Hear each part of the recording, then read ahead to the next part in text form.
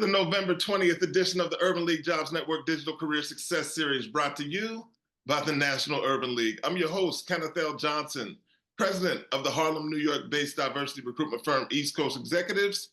If this is your first time joining us, welcome.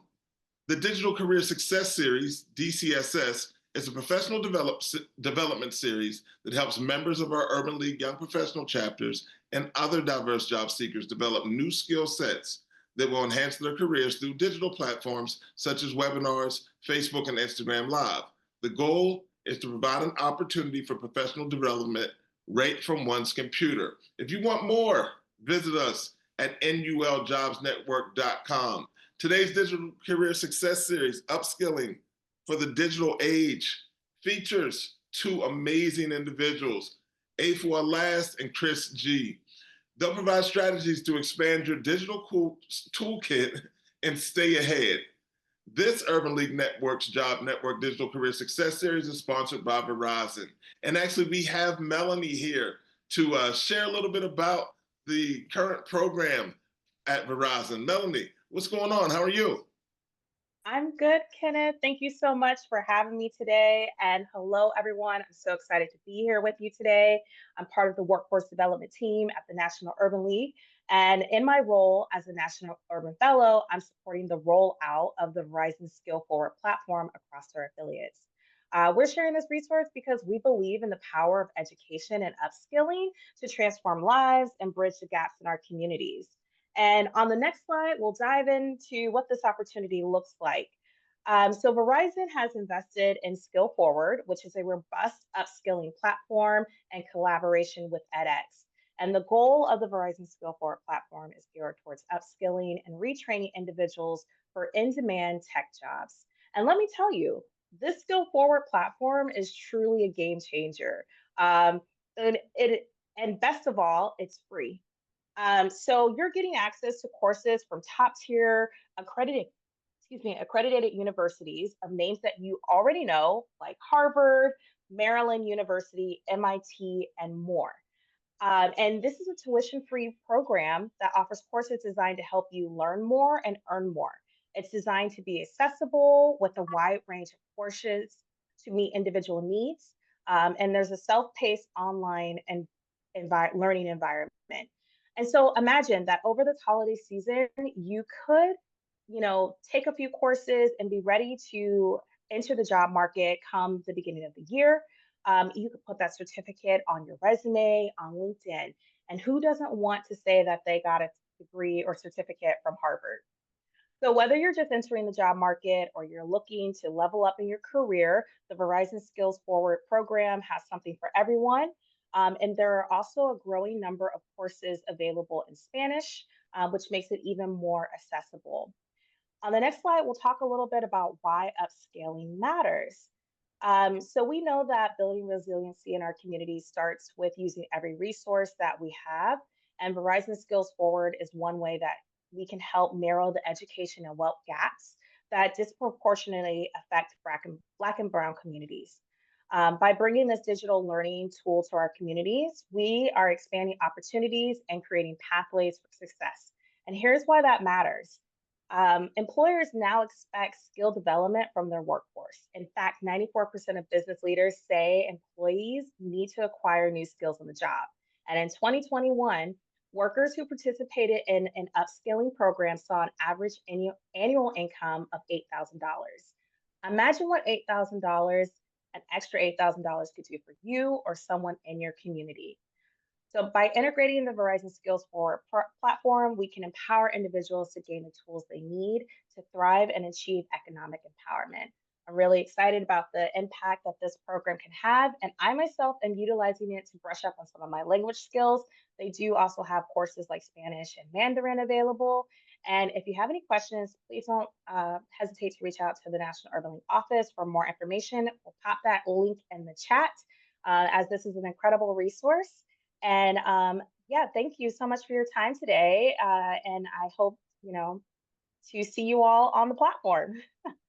You're going to see us on the platform. You didn't tell me the University of Maryland was involved. I'm a Maryland alum. You told me about Georgetown. You told me you shouted out Ohio, but you didn't tell me about the University of Maryland. So we'll talk about that a little later. Absolutely. Have a wonderful day. You as well. I appreciate you. Thank you so very much. Okay, listen, we're going to get to it. Drop your information into the chat. Let us know where you're from. I know that Dave and the social media team, I know they've dropped the link to the program, and we'll also have a QR code at the end of this session and a Q&A at the end of the session to allow you to ask any questions that you may have. But let's get to it. I want to talk about these great guests we have today. This is about upskilling. So we brought two individuals that kind of have laid their career on supporting people and organizations with exactly that upskilling. So I'd like to introduce you to Afua Laast, I'm sorry, and Chris G. So listen, let's start here with Afua. Welcome to the Digital Career Success Series. Thank you for having me. I'm so excited about this series, and I see everyone in the chat. We're all over the US, so I'm really excited for this. Yeah, we knocking out Melanie's old neighborhoods right now. We got everybody in the chat from all Everyone. around the country right now. All right. So listen, tell our audience a little bit about yourself, please. Yeah, so again, as Ken mentioned, my name is Afua. I've been working in the workforce development field for a number of years. I started out in higher ed, and then I moved to local government with the New York City Department of Education, and then I moved to tech, and now I'm at a global company. And through it all, I've been focused on really helping people who are looking for alternative pathways. So if you did go to college and you have a 4-year degree, obviously supporting you there with upskilling and reskilling, but also if you maybe went to trade school, if you got a 2-year degree, if you got a certification, how do you make yourself competitive in the job market? And that's really where I've honed my expertise, and I've supported people in gaining jobs at Adyen, Google, McKinsey. So you name it, all the top brands are looking for your skills, and my role is to help you get there. So I'm really excited about this conversation about talking through future ready skills and how do you actually get from point A to point B. Man, we're excited to have you. Thank you so very much for joining us today. Chris, welcome to the Digital Career Success Series. I know you're sitting somewhere probably in Brooklyn right now, but we're happy to have you here on Zoom with us. Tell us a little bit about yourself, please. Thank you, and so happy to be here. Excited. Yeah, I am coming in from Brooklyn right about now, and my whole career has pretty much most of my career I've spent as an agency executive. In recent years and over the past 10, 12 or so, 15 years or so, I've driven and led digital strategy and transformation teams at large agencies like Edelman, Burson, Teneo, Finsbury, et cetera. And over the past year and a half or so, I've basically been leading my own company, taking things in a different direction, focusing on AI literacy, and helping companies to be able to see around the corners and identify practical use cases so they can integrate AI into their workflow and become more efficient. So this conversation is really right up my alley. Digital literacy, AI literacy and upskilling is exactly what I do. Most of the work that my firm does consists of educational workshops performed to clients and or companies and their teams. So I'm really excited to have this topic. I think it's really important. I love the stats about how the financial benefits of upskilling and learning new skills and being able to bring those to the workforce. And I would say that for young folks, early in their careers and probably even folks mid-career, I read something a few months ago where it said that you're going to have about 10 career transitions throughout your career. So this is going to be a constant theme, and I'm excited that everyone is so interested in it that they decided to tune in. Yeah, one of the reasons we were excited to have the two of you is because it's about upskilling and reskilling, right? So some of that is the responsibility of the employee, but also if companies can support their employees and kind of bringing some of those skill sets together, that's an important piece as well. Let's go to the first slide, please. So we're talking about upskilling and reskilling, right? Creating opportunities. What are we talking about here? Tell us, let's take a deep dive. Afua. Yes, I love this. So I believe earlier when we were talking about how Verizon is supporting this, we were talking about the potential of even raising your salary or your earning potential by $8,000, right? By just getting some skills. So that's really what upskilling is all about. It's like, how do I grow the knowledge I already have to make sure that I'm up to date with best practices? And therefore, when I'm speaking to whether it's clients or my employer, I'm able to leverage that knowledge to get more money. I'm sure a lot of you are familiar with the phrase, today's price is not yesterday's price. Right? This is exactly what we're talking about. And how do you upskill? You upskill, maybe you have been familiar with Excel your whole life and you know how to work Excel really well, but then now you're adding Google Sheets, you're adding SQL, you're adding like more up-to-date technology that makes your work more efficient. So that's really what upskilling is all about. And reskilling is saying, hey, back in the day, I used to, maybe you were this a taxi driver, right? Everyone is familiar with that concept. And now, as we are moving ahead and we're getting more automated cars and whatnot, the case might be, you're learning how that technology works, right? You're learning how do I use that? How do I maybe own a fleet of cars and deploy them? I don't think we're that ahead yet in the technology, but hopefully you get my point. It's an idea of thinking about how do I use my skill sets and elevate them, or how do I pivot to meet the industry? And how do I now add this to my portfolio? And both of these are super essential because either way, it's a mindset of growth, right? That's all this is. And it's looking through opportunities like this, right? Using that the Verizon opportunity, using the National Urban League opportunity, using LinkedIn. There's so many free resources, and it's a matter of asking questions and then tapping into it to make sure you're getting the skills that you need. Does that answer? Yeah, that's a great answer. Hey, Chris, I don't want to leave you out here because I think there's something valuable to be said here. Afua was talking about, the way individuals are kind of embracing upskilling, reskilling, but they're not operating alone. Like organizations need to do this as well. Am I correct? You're absolutely right. I think that I talk a lot about responsible AI and the fact that, organizations have a responsibility to make sure that we're not just going to leave people behind, right? I mean, this AI train is out of the gates. It is going. There's no turning back, and it's only going to pick up speed. So what do we do, right? Some people are really good, like I can say myself, for example. I'm really good at sort of like teaching myself new skills and new technology. But most people aren't that way. Most people need a more structured environment. They have a lot of questions. They need someone to be patient with them and have a module which allows them to onboard those skills. And so, the challenge comes in where some organizations are really good about allocating budget for learning and development for their employees. And to be completely honest with you, others are not. So I think that for those of you who are fortunate enough to work for organizations where they do provide those upskilling and reskilling opportunities, you have to take advantage of it. And for those of you who aren't, sorry, but you're going to have to be in charge of that yourself, and you're probably going to have to come out of your own pocket. I often say, AI is not going to take your job, but someone who knows AI will. Interesting. Completely a digital shift going on right here.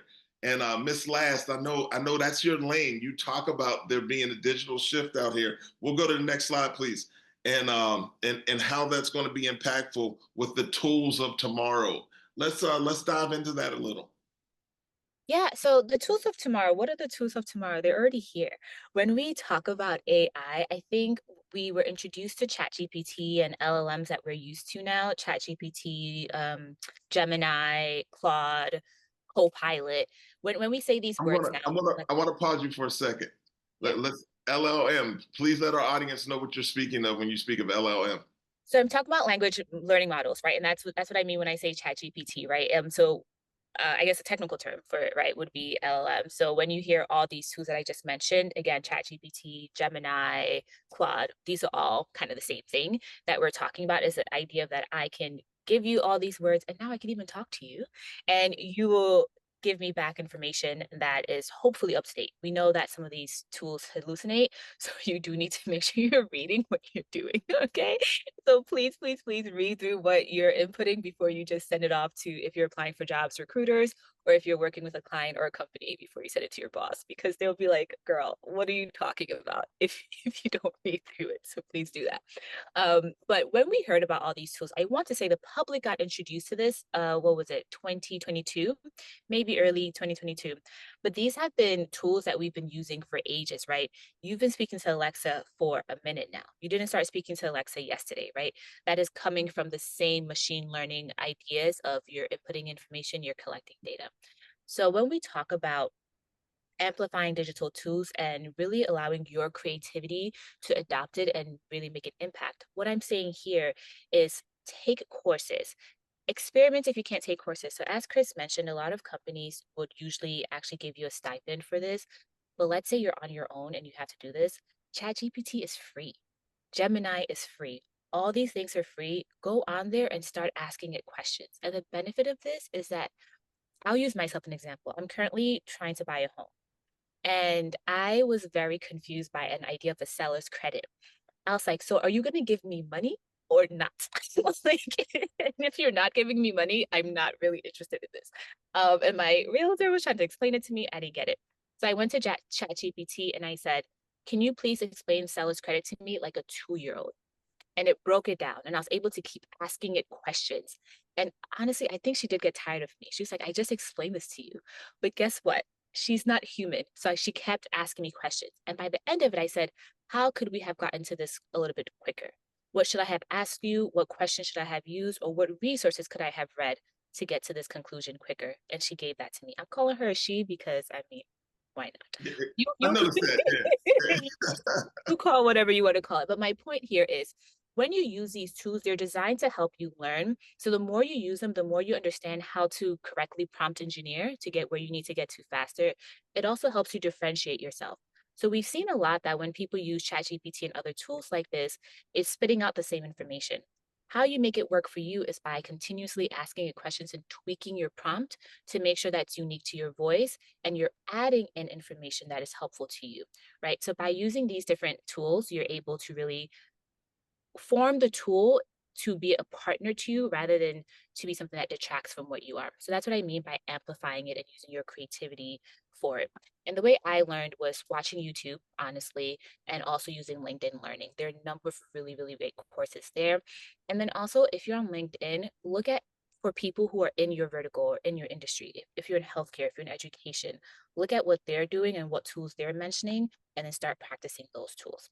And that can really help you out. I love Thank that advice.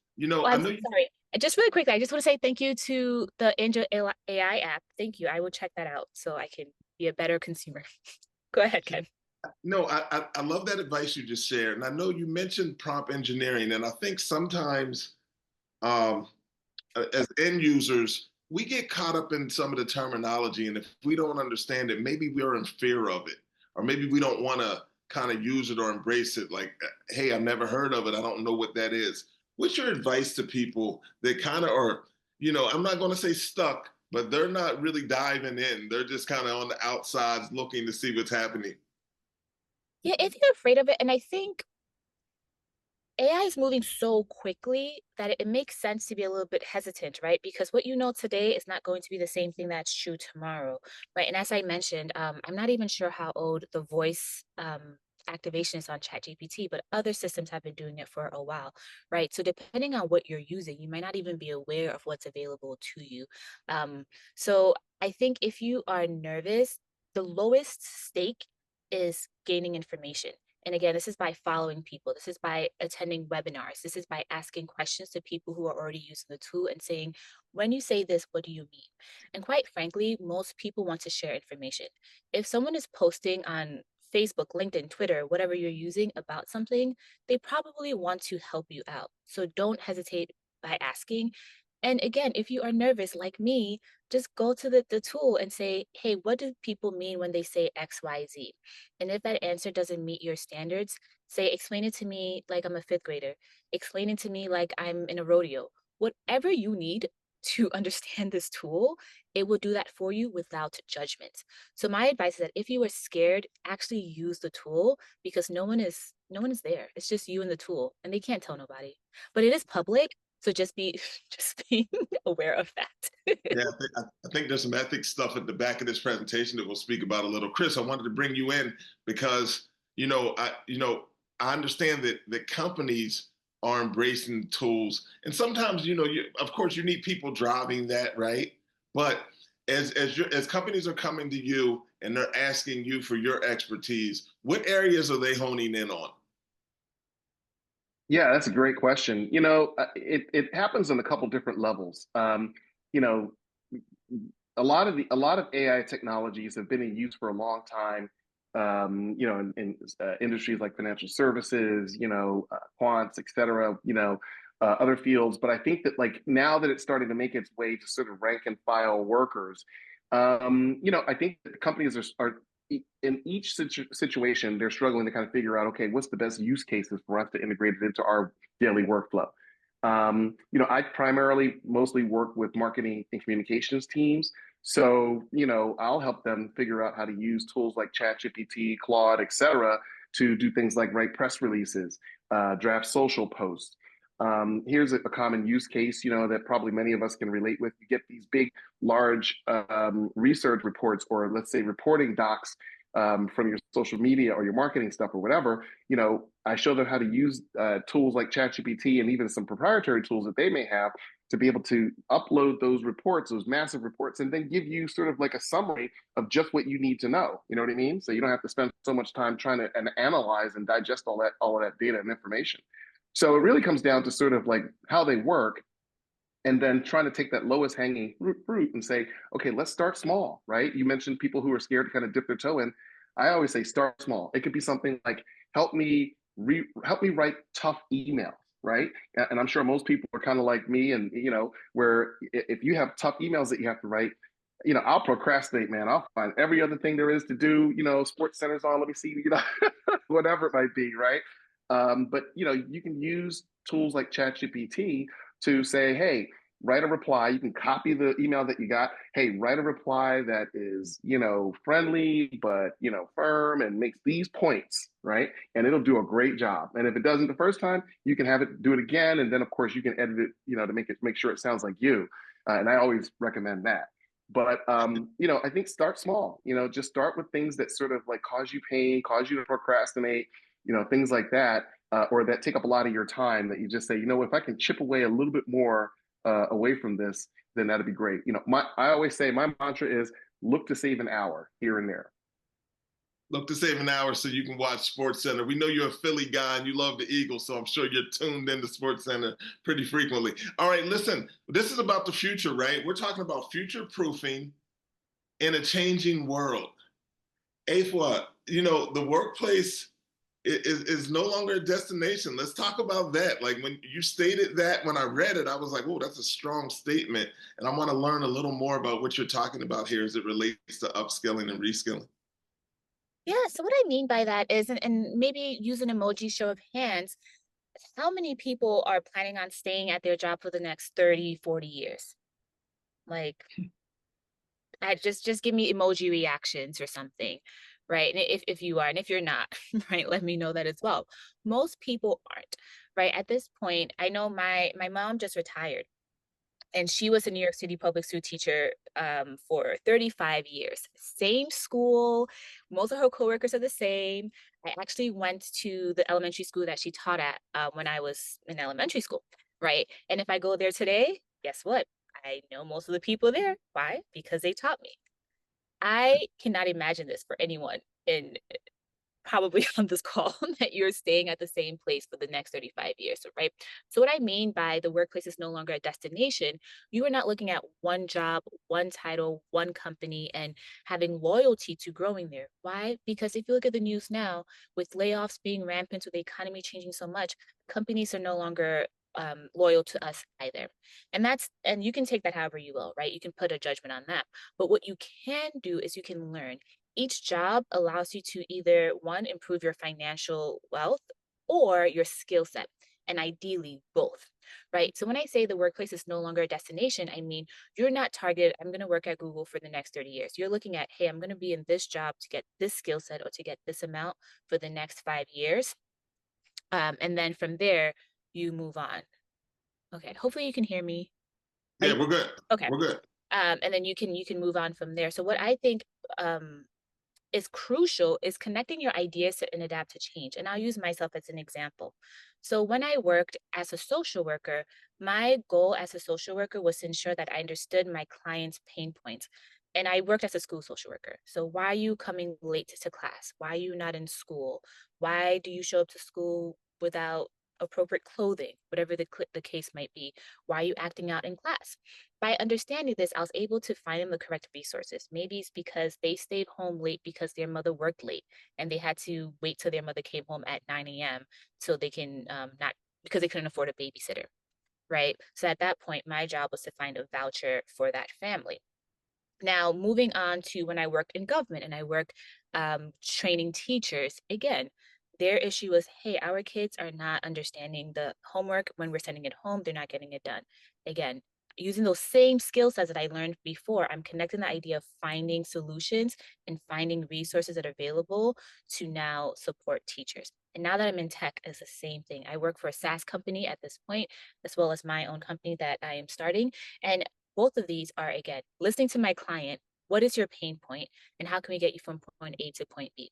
So throughout my years, I've changed from nonprofit, schools, government, SaaS, all these places. And I've been able to connect ideas as I've gone along and adapt and change and build on my skill set to be where I am today. And ultimately, it's about collaboration. So Chris mentioned earlier, save yourself an hour here and there. It's about how do I use not only the network around me, but the resources and technology around me. How do I collaborate with it to move me forward, right? So I'm building and scaffolding my skills rather than, whoop, let me find my one job and stay. Because quite frankly, that's even if you want to stay at that job for the rest of your life, I am so sorry to break it to you, but that's probably not going to happen for a number of reasons. So it's a matter of connecting ideas, connecting with people, and building your skill set. So your job becomes a process, and you create a life around the life. You create your life around your you create your job around your life. There we go. You create your job around your life versus vice versa. So you're always in the position of power and authority to move on. No, but I can appreciate that from the standpoint of future proofing and you speaking about your career pivots. We may have to bring you back for another conversation on that. You've done a good job. Oh, by the way, when Afua speaks about SaaS, she's talking about software as a service. Am I correct here? Right? Yes, you are. So software as a service would be Airtable, would be Slack, would be pretty much Zoom, all these, we're on Zoom, right? All these tools that you use every day that you may not think through, but someone has to teach someone how to use it, someone has to build it. Great. Listen, it's the Urban League Jobs Network Digital Career Success Series. You can find this episode and all of our other episodes on the Urban League's YouTube channel. We are here with Chris G, Afua Laast, and now we're going to go to the really a conversation that's taking over right now, Chris. People are talking about AI as if it's something extremely new. People are talking about it being strategic in their utilization of AI. Not only people but organizations. You're the expert in this area. I want you to tap in so everybody can leave here with a much better understanding of what this is all about.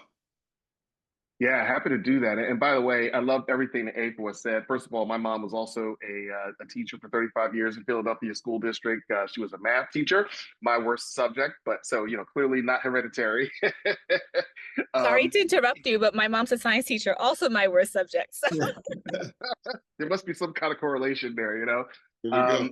And also, I want to address someone had written in the chat something about, and I think it's related here to what I'm about to say next, but about ageism being real. And I want to acknowledge that ageism is absolutely real. Working in the agency sector for as long as I have for decades, I can tell you it is a youth obsessed industry. And I think that this whole conversation about upskilling and reskilling is one of the ways that we can help combat ageism, because one of the stereotypes about folks as they get to be older is that they're not as tech savvy. You know what I mean? And so from my perspective, when I do workshops, and anytime I do things where I address, folks who are mid senior career, I tell them, you cannot fall into those stereotypes. You can't be telling people to print off emails and You know, how does, you know, mispronouncing, you know, it's called YouTube. You don't have to mispronounce. Come on now. You know what I mean? Like, don't feed into that because it's not going to benefit you. It's going to stop being cute at a certain point. Um, so anyway, with that said, you know, talking about embracing AI as a strategic co-pilot, my mantra is co-pilot, not autopilot. You know, AI can't do your work for you. I'm sure Afua can you know, attest. Like, I'll wake up any morning and find out all my work has been done, right? It ain't doing nothing for me. I got to prompt it. I got to make sure the information, you know, what it gives me is right. I've got to refine it. I've got to do work. It can save me time, and there are things that I can have AI do that are probably not good uses of my time. But you know, make no mistake about it. I think it's going to be quite some time, maybe not even in any of our lifetimes, before AI is just completely doing all our stuff for us, and we just chilling on the beach. I'm hopeful that it's going to happen in my lifetime, though. But I think that the way to look at it, I already mentioned saving an hour here and there. I also think that, you know, how we want to look at it is when you really start to get up to speed and you start getting comfortable with using AI and you start using it for more than just the basic type of things, you'll start to see that it'll really free up your time to allow you to do more high value tasks. An example in my career, you know, before I left Edelman, I ran digital for U.S. corporate public affairs. So, you know, a big chunk of my day every day revolved around, I get all kinds of last minute requests, you know, from folks in the C-suite who are chasing some big, you know, Fortune 50 client or something like that, and they need information from me and my practice, you know, slides, this or that, information, case studies, all these things. It was all information that I was, you know, I had in various forms, but they might need me to take 8 slides and crunch it down to 3, or take 3 slides and expand it to 8, you know, et cetera, or take this case study that was specific to financial services and make it more specific for industry and oil and gas. That kind of stuff would take me hours. And a lot of times I'd have my day planned out and think, okay, here I can get to this, this, and this. And then all of a sudden I get an email from somebody with a C in their title. Now all of a sudden my whole day is derailed. Well, just as Afua mentioned, you know, when ChatGPT and Midjourney and some of the bigger generative AI tools really became popularized, you know, late 2022, I think it was, you know, I really took it upon myself over the holidays to geek out on it, learn as much as I could. And then I started, you know, really focusing on saving time with those slides. And once I figured out how to do that, honestly, guys, it felt like I was cheating. I was saving so much time. You know, talk about shaving off an hour. I shaved off an hour every single day. I get requests from colleagues to send them slides. I get them done so fast that I had to wait to send it to them because I didn't want to send it to them that quickly because I didn't want them to know that I could do it that quickly. So I'd waited up 3-4 hours. Oh, you know, just was able to get this done. Hopefully it's right. You know what I mean?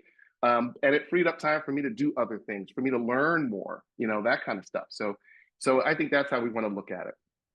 You know, freeing time is extremely important. And if you can use or leverage technology to allow you to free up some time, maybe you can then dip into the Verizon program and do some reskilling and upskilling with that free time as well, right? All right, so listen, there's a human element to this that needs to be discussed, of course. We'll go to the next slide, please. So as we look at this, you know, it's a tech-driven world, Chris, but you know, we have to stay human in this, right? So how do we juggle this? Tell us the tips and tricks. Yeah, no, you're right. I mean, listen, there's, I understand the temptation to have AI just do everything for us, right? I mean, there are all kinds of stuff that I don't even want to touch it, right? Just like, say, for instance, it's about to happen, you know, at the top of the year with taxes. Like, I'm sure most of us on the call be like, yo, man, let me just get, which chat tool can ChatGPT just do my taxes for me? You know what I mean? I don't have to worry about it if it can do it right. So, but you don't want to do that. I think and then on top of it, I think that any of us who opens up our email right now will encounter probably anywhere from a dozen to 2 dozen AI-driven, AI-powered emails, you know, where there is no human touch in it. I can't say half the time I open up emails or messages on LinkedIn, and there's somebody trying to sell me services that I actually sell, you know, so they didn't take the time to learn anything about me. They just did some automated software and sprayed out a whole bunch of emails or a bunch of messages on social media or whatever, and they're just playing a numbers game. That doesn't work. You know what I mean? And it certainly doesn't work if you want to preserve your reputation. So, you know, but also just being effective. I mean, the challenge is, you know, when Afua mentioned large language models, you know, large language models like ChatGPT were trained on all of the internet. everything that's publicly available, and other sources. So, if you don't add your own special personality to it, you're going to fall into what I call the sea of sameness, right? You're going to sound like everybody else. And, there's dead giveaways because ChatGPT and other AI tools overuse certain terms and certain words, right? Like dive in or delve, or realm or things like that. Anybody who uses these tools is a dead giveaway, and you're going to sound like everybody else. And if you use some of the visual tools, and don't really do any edits to them and personalize them, you're going to look like everybody else. So I think keeping the human element and creativity is essential. And for me, the way I like to think about ChatGPT and other tools like that is they provide a good first draft. They can get you past that blank first page that you just can't. So you got writer's block or what creative block or whatever. They can get you to where now all of a sudden you're editing. Now all of a sudden you're refining, right? And so that's what you want. But you want to make sure that you keep that humanity in there and keep your personality in there.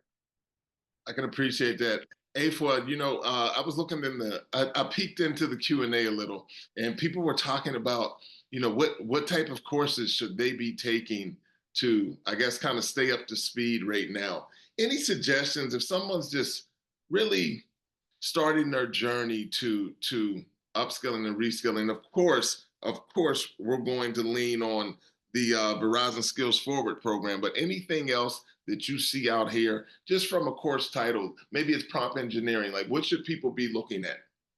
Yeah, thank you for prompting that. So again, I want to shout out Verizon because they have AI courses on their coding, cybersecurity, data, leadership, project management. These are all skills that no matter what vertical, and when I say vertical, I mean whether you're jumping from healthcare to education to retail, hospitality, whatever you're in, everything I just mentioned that Verizon has available, you will need it in some capacity, right? So if they're giving you that free resource, tap into that.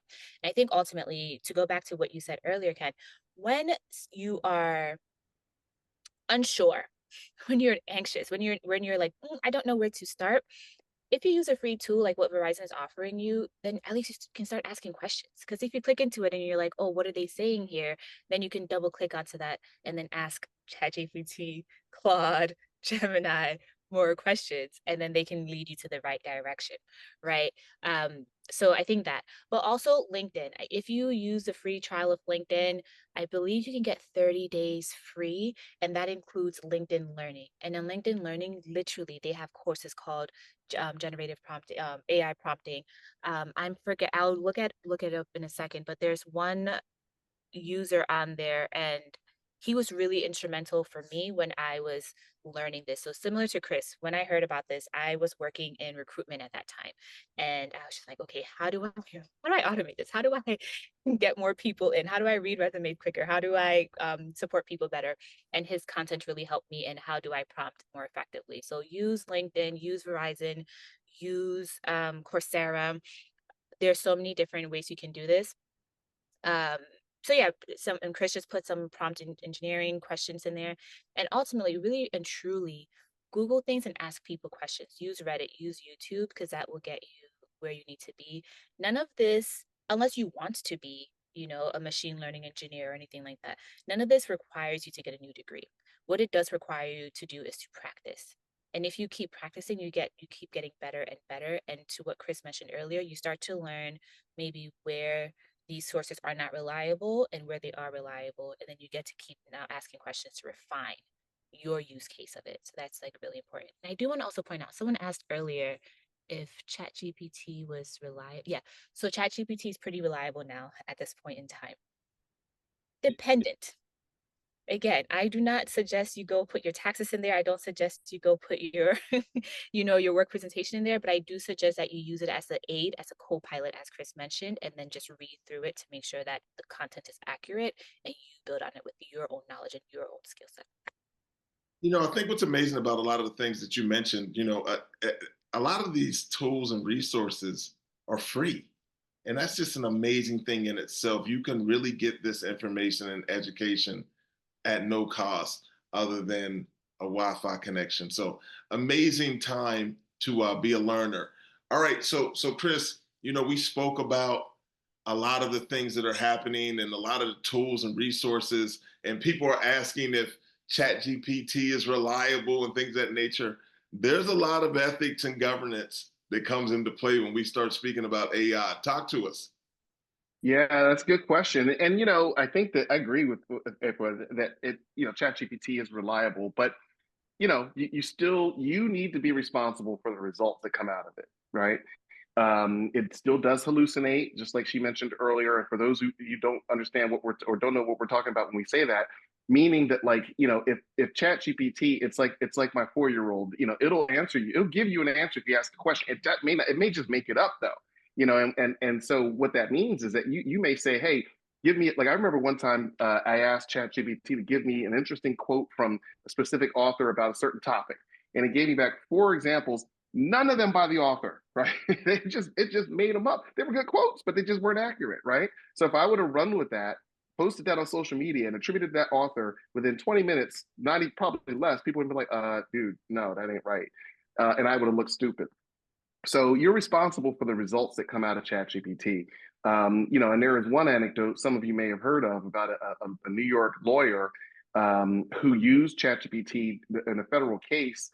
And I guess shortly before he had to submit legal briefs, his daughter told him about ChatGPT, and he thought it was amazing. So he had ChatGPT write his legal brief. Now the problem was ChatGPT hallucinated 3 of the cases that were cited to support his argument in his brief. And of course, that got exposed. He got sanctioned. He's probably going to be disbarred.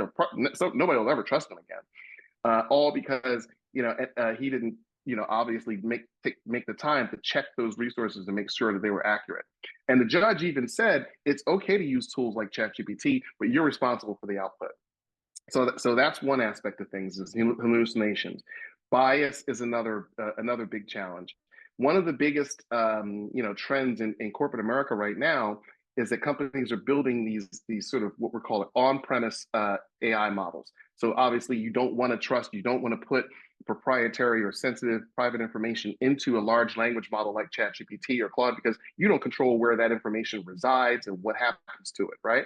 So companies are instead building their own versions of a ChatGPT internally, and then they're training it with their data.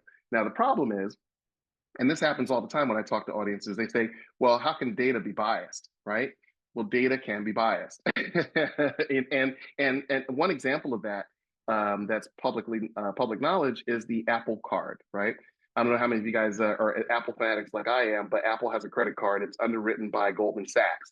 And it came out some months ago that there was bias in terms of like how it was giving credit limits to women who applied versus men. Women were getting lower.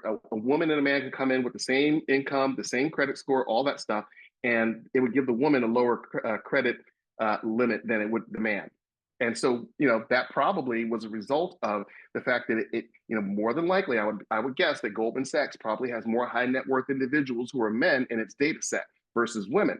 And the AI is going to interpret that men must be more creditworthy, right? And so unless you are aware that these things can happen, unless you're rooting out bias within these systems and then reweighting and balancing data and all those types of things and reprogramming to make sure that you can balance, you're going to find that these things happen.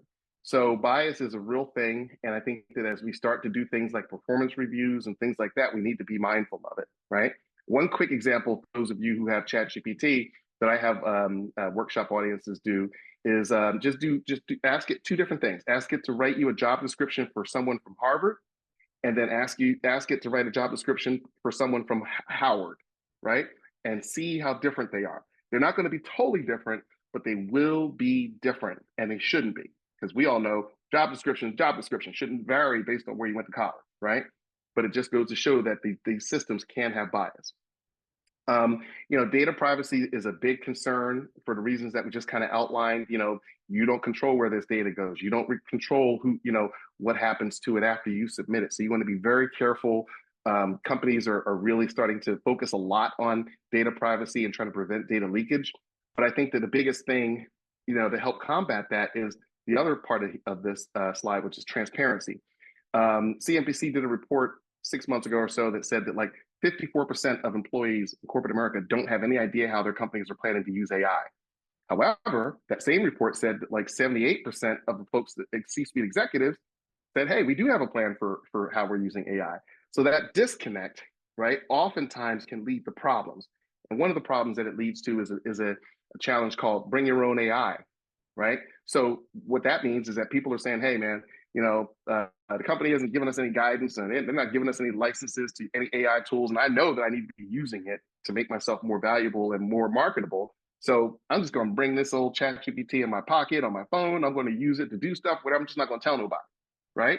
And so then you lose control. You could have data leakage. You could have things work their way into large language models that you don't want or whatever. So having that transparency, sharing how the company is planning on using AI, sharing what the guardrails are, what they can do, what they can't do with it, et cetera, is critically important.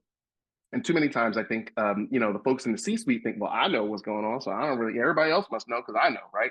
They don't know. And if they don't know, they're going to make it up. Wow. We shared a lot of information now. I think this is probably a great time to jump into Q&A and see what the audience is talking about. What is it that they want to learn more about? So let's go into the Q&A phase. Oh, we got a question here for Chris. Chris, besides AI, what are the in-demand services that are being requested from corporations? And how would you recommend starting as a freelance consultant? Oh man, well that's probably those are probably a good topics for a whole nother session. But I'd say look, it depends on the industry that you're going into. There are a lot of services that are in demand right now, depending on what it is you're looking to do.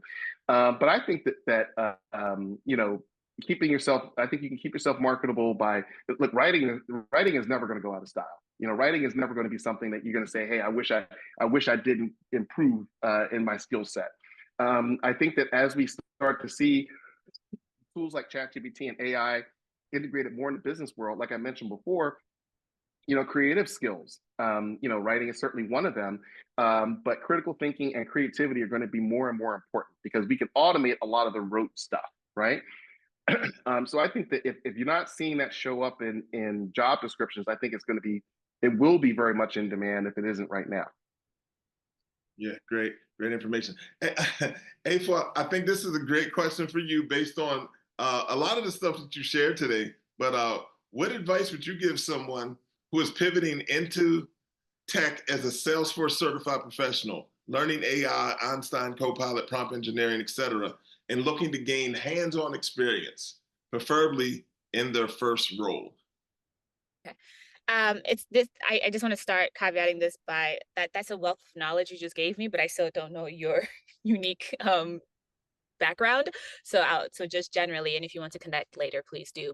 But I think generally, if you have certifications, leverage that. I hope you're shouting this on LinkedIn, right? I hope you're telling people that you have the certification. I hope you're showing what projects you did to align to it, right? Because at the end of the day, when you look at a lot of job descriptions, they're asking you for experience, and they're usually asking you for years of experience. But ultimately, what people are looking at is, can you do the job?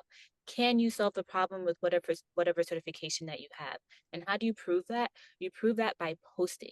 If you have a website, post that website, post the projects that you're using. If you are networking, slide into people's DMs and say, hey, I noticed that you were talking about XYZ. This is what I've built.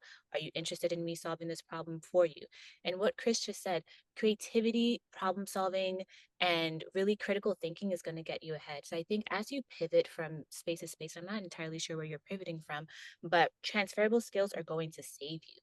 Right? How do you talk about what you've done, what you're doing, and how you can bring these skills along with you to solve that person's problem?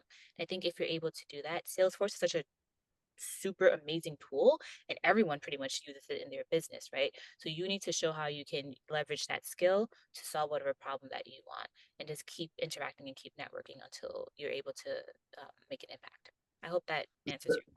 Couldn't have said it better myself, even as a recruitment professional. I think it's going to be really important that that individual understand what the transferable skills are and network diligently to showcase those skills one way or another, but definitely to have the right conversations to advance. So thank you for sharing that. I think that was excellent.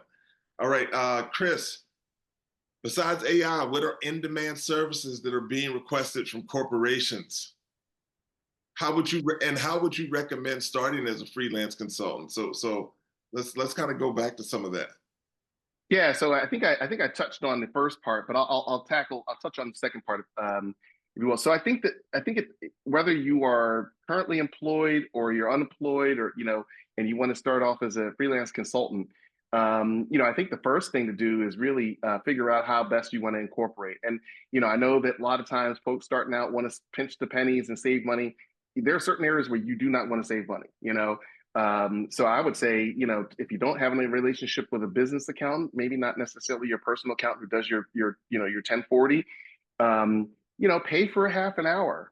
Sometimes it's not that expensive. Pay for a half an hour consultation and say, look, how should I set this up? This is my life.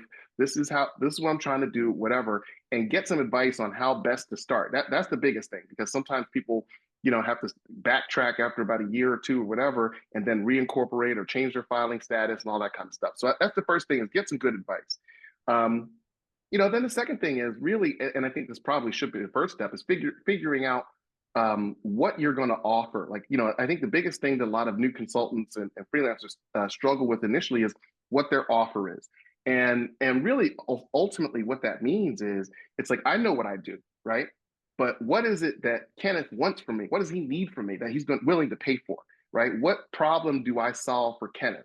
So if I sit here and I say, okay, well, I do this, and I hear my services, and I do this, and I write down social media copy, well, he don't need all that. He needs X, and I need to be able to figure out, hey, customers like Kenneth need X, Y, and Z from me. So rather than listing off all the things I can do, I need to list off the problems that I solve for specific cohorts, specific individuals, right? That's Or companies. Excellent Yeah. advice. Excellent advice. Appreciate that. Another question here. What productivity software should we teach our communities to help bridge the digital divide? Afua, any advice on some of this? I know we spoke a little bit about what people should be utilizing, but what are your thoughts? What productivity tools? I mean, what are you trying to be productive in? Right? So, Right. Yeah. So let's go there with it, right? So, there's so much out there. So how can someone and when I just look at the question and the follow-up question about the digital research and clinical thinking to this, it looks like somebody's just trying to leverage and utilize tools. Is there anything that you think, like maybe it's Chat GPT? It could be as simple as that. yeah, so here's the thing. I know we may sound like a broken record right now, but the reason why I'm harping so much on ChatGPT, Claude, Gemini is because these are super low stakes and they cost you no money, right? So as Chris said earlier, if you are looking emails, I I think I'm a decent writer, whatever. But I spent quite a bit of time on emails, right? And now in ChatGPT, I can easily put my draft of an email and then it'll professionalize it. We can have a whole chat about professionalism and all that good stuff. But it gets that done for you. So that's a productivity tool. If you are looking to maybe pay off your student loans and you need an Excel sheet to do that for you, you can use that in chat. So like when you say productivity, I think ChatGPT and all these other tools can easily get that for you. Now, can you hammer in? Sure. For example, when I was interviewing, I used an AI tool called Yodely. And what that did was that I was able to talk to it, have a mock interview, and it would tell me how many times I said. Apparently, I say so a lot. I need to change that, right? It'll tell me how I do that and how I can fix that. That's productivity because instead of paying for a language coach, it's doing that for me for free. So things of that nature can be helpful for you. And this is not really answering your question, but I do want to point it out. We just put in the chat our websites, and a few people were asking about what prompts to use. So if you go to my website, Last Thoughts, I'm more specific to workforce development and finding you a job. So I have prompts to help you in that. So if you're looking for how do you get a job, the Last Thoughts can get you prompts for that. So that can be hopefully useful for someone. Yeah, and on our closing slots, we have that information. All right, listen, we're going to go to closing remarks. Speaking of closing, so Chris, I'd like for you to chime in. Any closing remarks, sir? Yeah, I think this has been such a fantastic conversation. I think that like some of the questions around tools, I think they come back to what I said before, which is just I think you just got to dive in. You know what I mean? Dive in and try something. If you don't know, a lot of times, like you said, Kenneth, these tools are free. The ones that aren't, many of them have a free 30-day trial. So just put something on your calendar, remind you a couple days before to cancel it. and just try it out. I think that one of the things that I see is that people are afraid to try something new, which is part of what obviously pays my bills. But I would say, folks, you will learn more by diving in, and that's not to say don't take courses, but start someplace. Excellent. Afua, closing remarks. Doing everything Chris said. And if Kenneth and the Urban League will have us back, like I do have a few courses on how to get started, but again, it's specific to job searching and upskilling in your work. So happy to do that if you have me back. But really, really, truly, it's about starting someplace. And I know it sounds scary, but I saw a few people post, I don't even know where to start. Literally Google ChatGPT and it'll take you to OpenAI, right? Google Gemini, it'll take you to that prompt. And the thing about it is that they prompt you along the way. It'll tell you exactly where to post your question and whatnot, right? So again, use these tools, use the Verizon tool that we're offering you today, ask questions in this chat, bother Kenneth and ask him for more of these workshops, right? Say this is exactly what we want, and he will find the resource for you, right? And again, it goes back to networking. When you come to things like this, what are you doing? You're leveraging your network. So if you don't know, but you don't know, then ask, and then we can find you the appropriate person to help you learn and grow from there, right? So my whole job is about learning. I come from education, so I'm always going to prompt you to ask questions and to learn. Well, we definitely found the appropriate people today. Listen, if you want to stay connected with these two individuals, Afua Laast, Chris G. You can catch Miss Laast, her website, lastthoughts.com. And you can catch her on LinkedIn as well. She's there. I check in with her every now and then over there on LinkedIn, so I can appreciate that. Also, if you want to stay connected with Chris G Consulting, he's the CEO over there, so he's doing what he does to help companies stay up. So please visit the website, lock in, connect with Chris on LinkedIn. And also, if you want to connect with me, it's eastcoastexecutives.com. And I'm on LinkedIn constantly. So please, every time I ask you guys, please connect with me on LinkedIn after the sessions. I love to hear that you attended the sessions and found some value. So please connect with me there. All right, let's talk about it again. Rewrite your future with Verizon Skill Forward. Melanie, any last words from you? I see you're here. You got any closing comments for everybody?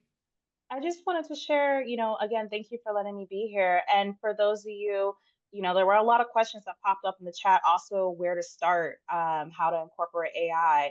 In addition to utilizing tools like ChatGPT, I highly recommend Verizon Skills Forward. It has a few practical, short 3 to 5 week courses that kind of like helps gives you that stepping stool of how to apply it in your workplace, where to start, and so forth. And so again, like this is a free resource. Go in, take a look around. You will find something, whether you're dipping your toe into the world of AI or other industries. So please look at that website and use that as a tool to upskill yourself for this new digital career world that we are definitely stepping into. The QR code is there. Please lock in, take a look at it, and catch up with the stuff that Melanie's talking about. It's a great program. All right. I can't believe I'm saying this, but this is our last Digital Career Success Series of the season. You can join us again January 15th. Listen, we're talking about January 15th right now. You can join us January 15th for Resumes Reinvented. I just want to thank everybody for joining us on this 2024 season. Just an honor to come here every other week and do the Digital Career Success Series and host and speak to some great professionals to share information with you week after week. The work with Corey O'Donnell, Wanda Jackson, and the National Urban League team has been amazing. I've been doing this for 5 years, and I continue to get great value from it, and I hope you do as well. I want to thank all of the people in attendance today for making this not only just a great show, but a great year. So thank you all so very much. Hope to see you back in January when we bring back the Urban League Jobs Network Digital Career Success Series. I'm Kenneth L. Johnson on behalf of the National Urban League and Verizon today. I thank you for joining us. Have a great holiday season and a great new year. I can't believe I'm saying that. We'll talk to you. Thank you to our guests as well today. I'll see you all.